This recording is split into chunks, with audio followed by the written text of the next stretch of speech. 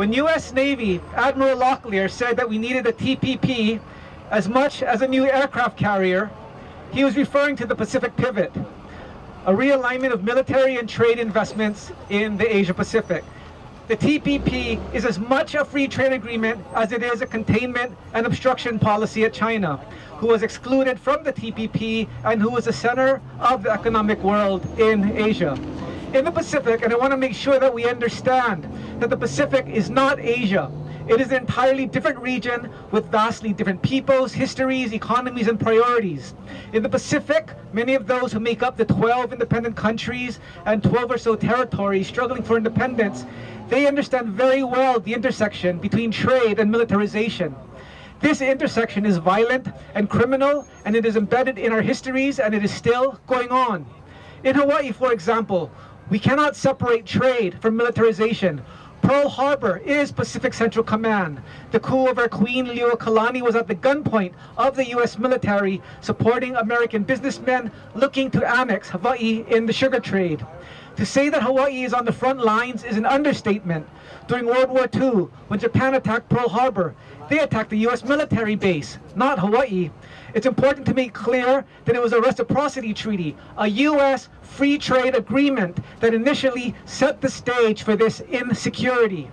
Now Obama and the leaders of the ASEAN countries are inside meeting about the TPP and the South China Seas, trade and militarization, creating more insecurity for the Pacific. For those not familiar with the issue around the South China Seas, in 2009, Obama joined the TPP and Washington began to draft new plans to realign US military and trade in the region.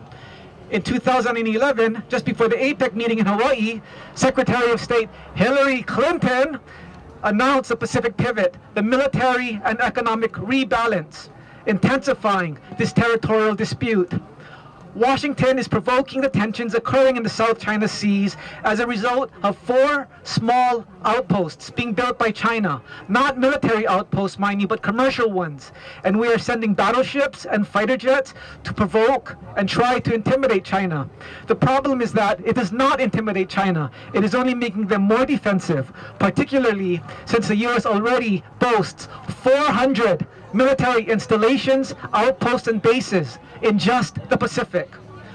Although there is already a 2002 agreement between China and ASEAN to work through the disputed territory, Washington took it upon itself to impose this freedom of navigation proposal to push China's territorial claim to 12 nautical miles of its shore. This is China's traditional maritime and shipping artery, where billions, if not trillions of dollars of trade are at stake. All we have to do is think about the Gulf of Mexico and the Cuban Missile Crisis to imagine that what the US is provoking is war. Now, paradoxically, elsewhere in the Pacific, this meeting over the South China Sea is occurring while the US has recently annexed 2 million square kilometers of Pacific Ocean territory, despite objections by Pacific Island countries. And the US is forcibly removing islanders from Tinian and Pagin off their ancestral lands so that they can use these islands for military training. Now look at the cooperation and capacity building chapter of the TPP agreement. I encourage you to read this text as bully roads that seek to impede the transport of goods of non-TPP countries through the region while privileging US access and security. The Strategic Economic Partnership of the TPP establishes a multilateral, rule-based consensus that provides the US with greater legal presence in the region. So, I'm almost done. So to be clear, I'm not saying that the territory of the South China Sea is without dispute, but that China and ASEAN have had this dispute ever since Southeast Asian countries attained independence from the colonial powers.